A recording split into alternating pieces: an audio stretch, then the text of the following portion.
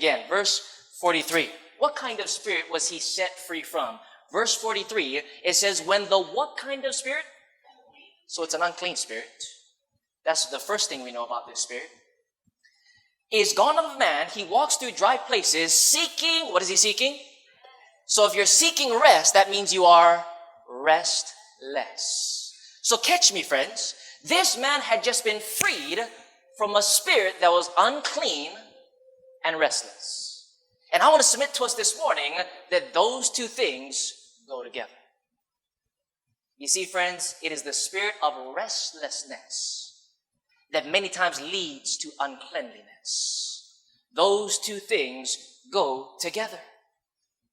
When we are restless, when we have no peace, it drives us to things that are unclean. And this is the reality of so many people today. Many people in our world today, especially young people, are consumed by media. Why?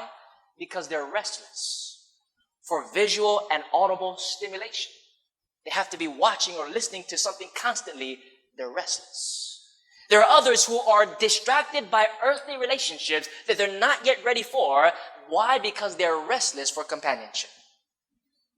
There are others who are addicted to social media. They're restless for connection and recognition. Others who are restless, they're burdened by trying to live up to the expectations of others because they're restless for approval. Others who are exhausted by the busyness of life. They are restless for survival. Others who are confused by the hypocrisy that they see in the church. Why? Because they're restless for authenticity and to see someone that is genuine. Others who are contaminated by guilt and shame of their past. They're restless for forgiveness and acceptance. Others who are enslaved to the perceptions of others. We care so much about what other people think about us. We are restless for acceptance. Others who are crushed by internal securities. They want to garnish their lives. Cosmeo, which is the word cosmetics. They want to cover up the insecurities. They're restless for self-value. Others who are disillusioned by the shallowness of life. They are restless for meaning and purpose. You see, friends, restlessness and uncleanliness go together. This was the condition of this man. Restlessness is a form of demonic possession. It is an indicator that Satan has come in and he is controlling our lives. Why is the human heart so naturally restless? Here's the reason, friends. The book of Ecclesiastes chapter 3 and verse 11 says that he has made all things beautiful in his time. We know that part of the verse. But the very next sentence is so profound. It says he had made all things beautiful in its time. He has also put eternity in their hearts. Did you catch that? When God made us, he put eternity. Where? In our hearts. What does this mean? That means this. Deeply implanted within the nature of man's existence is an eternal space. A space that can only be filled by one who is eternal in nature. Eternity in every heart of every human being in the world. And that space can only be filled by God, the one that is eternal. And the simple way to say it, friends, is this. There is a God-shaped hole in every human heart. Whether we recognize it or not, deep down within us, friends, listen, is an inexpressible longing for something more than what the world can offer. Something more lasting and enduring, something more fulfilling and satisfying. But what happens is this, many times we ignore this longing by being busy. If the devil cannot make you bad, he will make you busy to try to get you to ignore that emptiness. Or if we don't ignore it, we try to pacify it with the cheap pleasures of sin.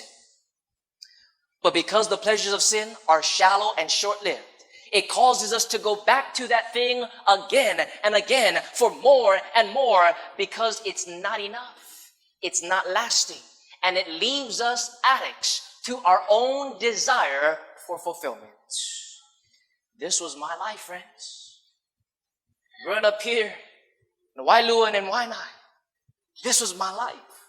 Not knowing who God was, growing up, not really having a clue what was God or who was God. There was an emptiness within, and I tried to fill it with drugs and relationships and partying and everything that the world offers, but I had to continue to do it. Why? Because listen, sin stimulates, but it does not satisfy.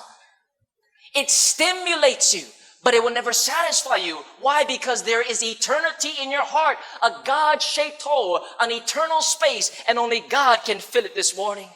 I'm reminded of what C.S. Lewis had to say, very powerful philosopher, Christian philosopher and scholar. He said these words, listen carefully. If I find in myself desires of which nothing in this world can satisfy, the only logical explanation is that I was made for another world. Did you catch that? Let me say it again. If we find in our hearts a desire that nothing in this world can satisfy, the only logical explanation for why those desires even exist, the only logical explanation is because we were not really made for this world. We were made for another world. We were made for something more than what the cheap things of this world can offer, friends. You were made for something more than the parties and the pleasures and the pursuit of gratification and stimulation. You were created for something more than just the 9-to-5 job, clocking in and clocking out in the daily routine of life. You were created for something more than just the status quo and the ordinary and the typical and the common. You were created for something more than the expectations of family and friends and society and your employers and even yourself. All of the things of this life can stimulate us, but it will never satisfy us. How do I know?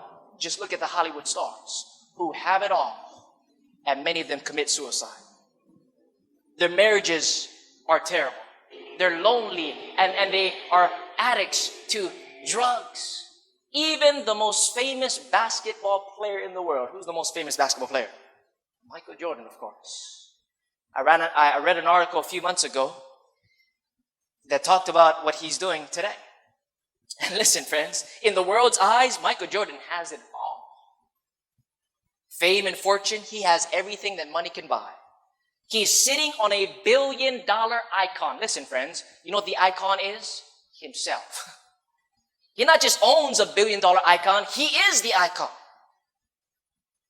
He has a supermodel wife, mansions all over the world, private jets, respect, and success. But even Michael Jordan said in this article not long ago, and I quote, he said, how can I find peace away from the game of basketball? Even Michael Jordan said, I would give anything to go back and play the game of basketball. This article went on to say that he is restless. He's restless.